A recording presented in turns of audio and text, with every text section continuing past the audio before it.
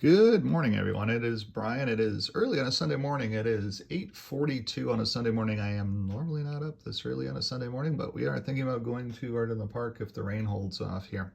And Art in the Park opens, I believe, at 11 o'clock. So wanted to get some work done this morning.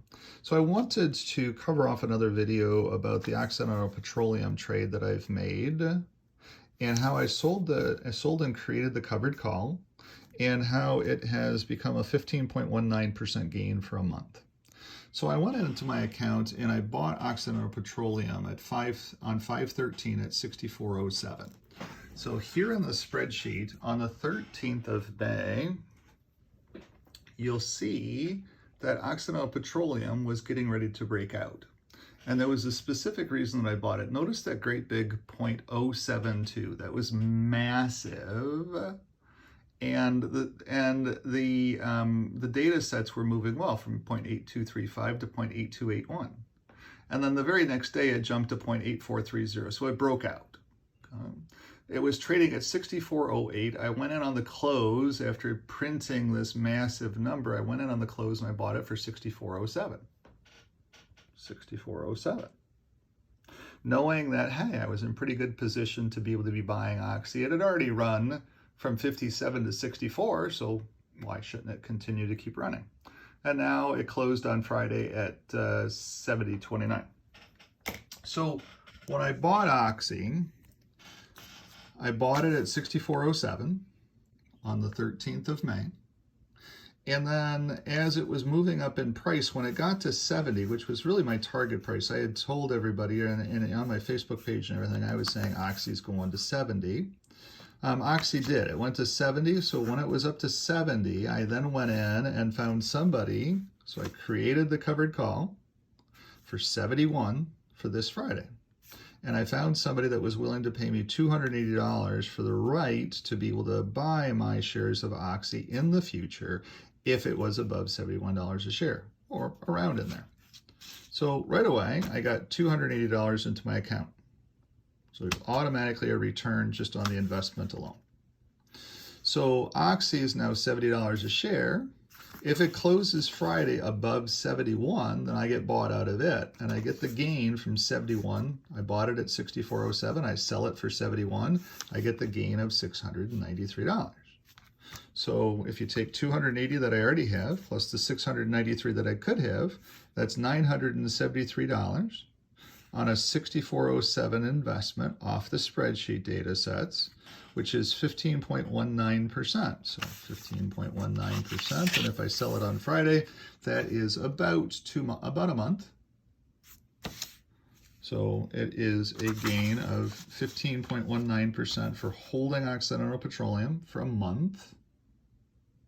And if you take that, if you did that every single month, every single year, that would be over 130% return on the surface without reinvesting and all that stuff, and that'd be about 130% per year if you could take the spreadsheet and be able to trade consistently off it. That's what I've been working on for the last umpteen years, to be able to give me signal points that I can recognize and know exactly what I'm doing. So it takes the emotion out of everything. And so in this particular case, you can see that Occidental Petroleum trade, if I do get bought out of it on Friday, it's going to be a nice return. And if I don't get bought out of it on Friday, I still have 280. And say the stock is $69, I still have nice gain from the 64.07, my in point. And then I can turn around and resell or recreate a new covered call again and get some more money out of it as well too, coming into my account. Now, ideally, what I want to do on this particular trade is I'd like to hold Oxy because I still like it.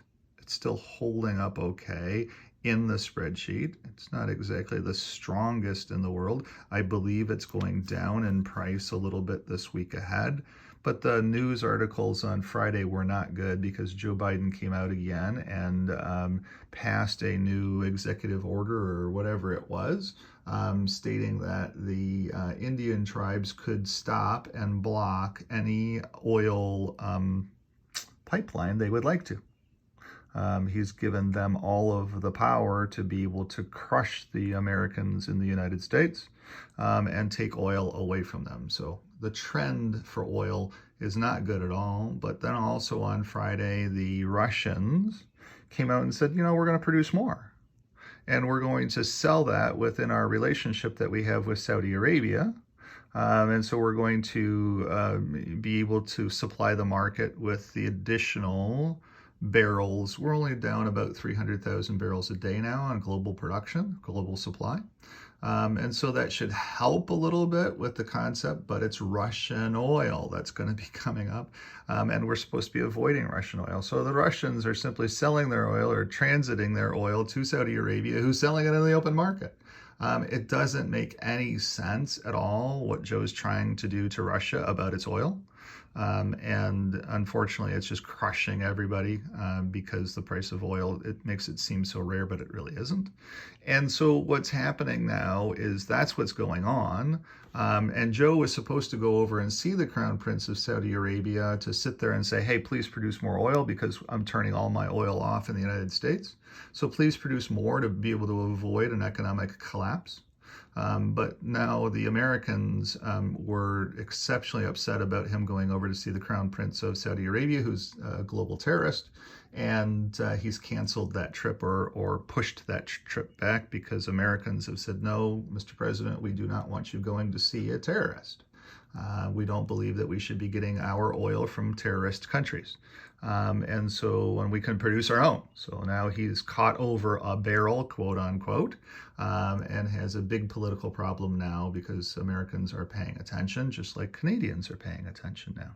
So those are the things that are going on in the oil trade. I'd like to keep Oxy because I think Oxy continues to keep winning. I think it drives to $76.75 a share sometime in this.